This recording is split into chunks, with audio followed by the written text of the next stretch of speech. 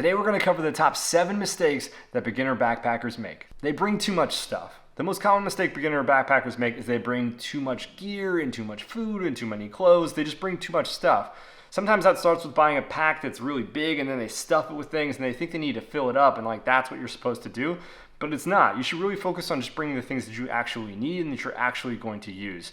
Don't get caught up in the, well, what if this scenario happens kind of thing, because that will lead you down a path of a very, very heavy backpack. I'm speaking from experience. Lots of times people will bring way too many clothes. They'll bring multiple changes of clothes for different days. You don't need to do that. You're also probably going to pack too much food if you're a beginner backpacker because you're concerned that you don't have enough. You really don't want to run out. And a lot of times beginner backpackers don't actually plan out their meals. They don't look at how many calories they eat per day now and how many calories they'll need on trail. Usually it's whatever you eat normally plus 500 to maybe 1,000 calories depending on how strenuous a hike it's going to be that day. My recommendation would be plan out each individual day, get your calories straight, and then you don't have to worry about overpacking food. You're gonna have the right amount of food. When your base weight is over 20 pounds, that's when you know you have too much stuff and you gotta take some of those things out of your pack. Your base weight is the weight of your pack with all the things in it minus consumables. So that's fuel, food, and water. When you take those things out, if your pack weighs 20 pounds or less, you're in pretty good shape. If it's over that, you've got too much stuff, you need to take some of those things out. There's a couple of ways that you can do that. You can either sit down with a friend who has experience and have them go through all of your items, or you can look in the description below. I've got a video there that goes over all the items that I recommend bringing on a backpacking trip. You might be able to bring a luxury item or two, like a chair or a pillow that is not on that list, but otherwise that's a really good starting place to build off of. They're overly ambitious.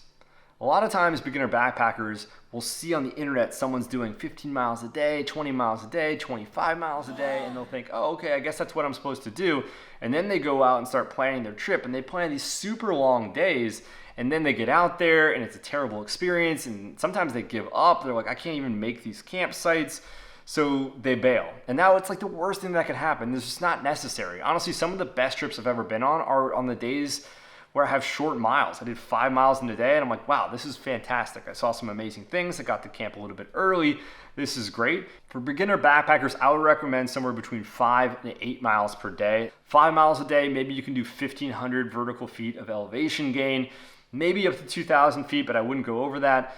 If you're doing the 8 miles a day, you're gonna want something that's a little bit flatter, right? So something like maybe under 1,000 feet of vertical elevation gain. They don't use their stuff first. It's surprising how often this happens, but a lot of beginner backpackers will just go somewhere, buy a bunch of gear, put it in their pack, and then go backpacking, and they will have never had experience actually using or eating the stuff that they're bringing with them. So don't let this be you. It's really important.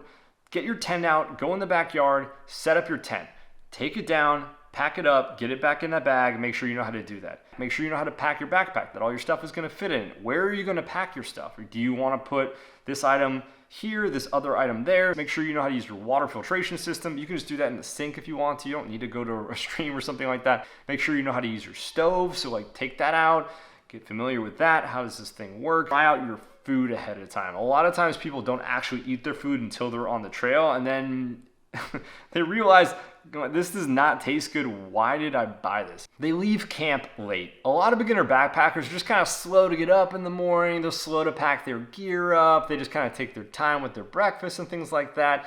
And then before you know it, the sun's right overhead and it's pretty late in the day. And now you're starting to stress out about getting to the campsite before it gets dark. You don't want that to be you, right? Because there's no reason you have to do that. You just need to get up a little bit earlier. If you get up earlier and you head out earlier, that means you can have fun when you get to the campsite. You can go for a day hike maybe if you want to. You can lounge around. You can go explore. You can go for a swim in a lake. There's just a lot of things you can do. And the opposite is not great, right? Because it means you're stressing out about getting to camp before it gets dark. Or if you don't get there before it gets dark, you're getting your headlamp out and you're hiking with your headlamp on, and then you're trying to set up your gear with your headlamp on. If you've never done that before, to my last point, that would not be so good. So practice setting up your tent at home before you go, and then also just get up earlier. They don't take time to take care of themselves. This is a mistake I see beginner backpackers make all the time. A lot of times beginner backpackers, particularly if they were with more experienced backpackers, will often not take time to take care of the things that will make them more comfortable on trail. A few examples of this would be if someone doesn't have the rain jacket out and starts raining, Other people already somehow got their rain jacket out, so now you're like, oh shoot, should I stop and take my rain jacket out? I don't want to slow everybody down. Take your rain jacket out. Stop, take it out. You're running out of water, or maybe you already ran out of water and you get to a stream or you get to a river and everyone else still has water, but you don't. You should stop, fill up your hydration bladder, and then go hike. You need water. This is a really important part of hiking. Another one is if you start developing a hot spot on one of your toes or on your foot or on your ankle or something. That's where a blister is potentially going to form because there's a lot of rubbing going on.